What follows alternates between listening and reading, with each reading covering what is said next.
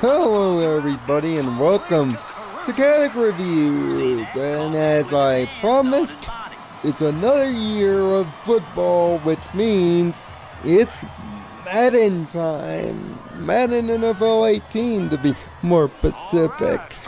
Madden 17 was an improvement year in to year in from Madden 16. Madden 16 was an improvement over 15. But Madden 18 is a dramatic switch, not only because of a new engine, but because of new stuff. As you can see here, this is a clip from EA's signature mode on the box, the new Longshot mode. This story mode based mode has you playing as a former draftee getting a second shot on a football-related reality show, and EA spent no expense with this game, actually getting Dan Marino, the actual commentators, and a few high-priced celebrities to do roles in this Friday Night Lights meets Varsity Blues story about your character Devin Wade's road to redemption with his best friend Colt. But this mode also takes inspiration from games like Tall Tales The Walking Dead. It's mostly quick time events that you have to properly do instead of actual things like you're seeing here, instead of playing like the traditional game. Plus, it's over far too quickly, and the fact that you're only playing as a quarterback, and, spoilers, you get drafted into the NFL, but you don't play your first year there. Unlike EA's similar mode in FIFA The Journey, where you do play your first year as a professional. Combine this with the sports movie cliches, and although it is a tremendous effort, Longshot ends up falling flat, even in the fact that you get ultimate team rewards for playing the mode. It's just not gonna hold enough of your attention rather than the traditional game. You'll play it once and you'll be done with it, unless of course you're an achievement hunter and you missed a few. Plus, your decisions don't matter. It's thanks to the new Frostbite engine that the game is really improved. Animations like jukes and spins are even more effective than ever and plentiful. But the defensive AI, a problem in the previous game, has been vastly improved. There's three new things you'll get on the field. The ID the mic, which can be found under slide protection, by the way, before the play to stop those blitzes from causing you to nag. Coach adjustments. This is the biggest new change. With coach adjustments, you can tell the AI players on both offense and defense how to actually play the game. To open up big holes, but possibly give up holding on running plays, to go straight up to the quarterback, to go for strips on fumbles, and even tell your cornerbacks who to cover and why they should be covered, as well as defensive auto flipping. On top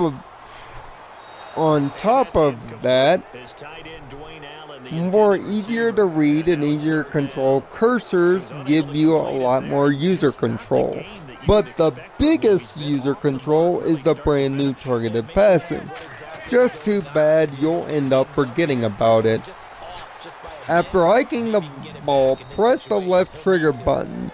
Your targeted receiver, meaning the red line receiver, the primary, will be lit up. Using the left stick, point the ball where you want it to go. This can make for pinpoint plays and such, but sadly it's underwhelming and has very few situations to fall into. Plus, it takes a little bit long to use for utility and can create some overthrows or underthrows, which sadly means the traditional passing is more the way to go here. But I do admire the attempt. Plus, franchise mode, largely on the mask left unchanged, has a total user control where you can dictate how much of the off-season or even before game activities you want to do. Combine this with the features given last year and you're given total control. But the progression system has been made far easy to upgrade your players from scrub to excellent player, although more of the key stats take more points to level. But if you have superstar development, this no longer becomes a problem. Plus, draft boards have been made swappable and drafts have more players in them, as well as teams will tend to draft smarter. Or, however, this causes the computer during fantasy drafts to overdraft. So, be a little bit more careful. Plus, the collision detection could need a patch or two, and there are a few glitched plays and a few glitched formations that also need to be fixed. But largely, that's all patchwork, and hopefully EA can get the job done during one of these big patches. But who am I kidding? Most of us play Madden for Ultimate Team, and Ultimate Team has gone through some big changes this year too. Now, there's a new mode called Mud Squads mode, which is primarily the return of the old Madden Team Play mode.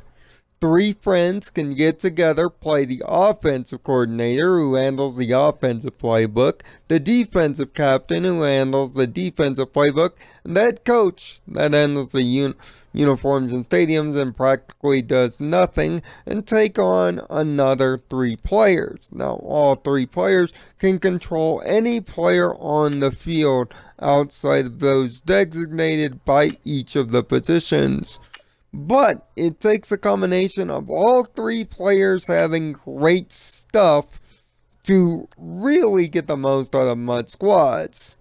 Mud Draft is back with more rounds, more legends, and more or less focuses more this year on the ranked play, mainly because there's actual tournaments this year, unlike last year where there wasn't.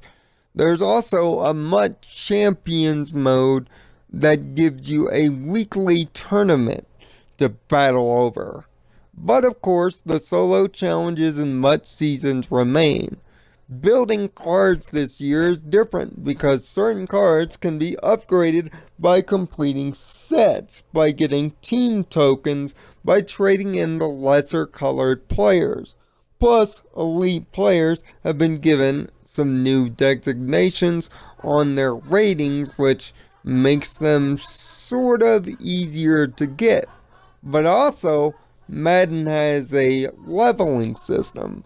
By completing games, you'll unlock additional levels that will unlock more and more stuff in the game, like exclusive solos, exclusive card packs based on your level that you can buy one time only to get upper level players, and so on and so forth. Plus, there are plenty of solo challenges. I wish there were more right now, and other ways that you can earn coinage. You'll get a lot of coinage really fast, and no, you don't have to spend money, but beware, as always, some people may have.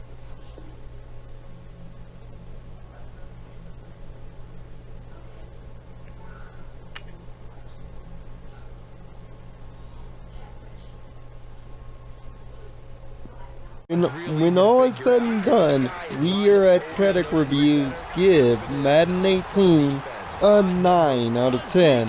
It was a debatable 8, but I'm feeling positive. See you next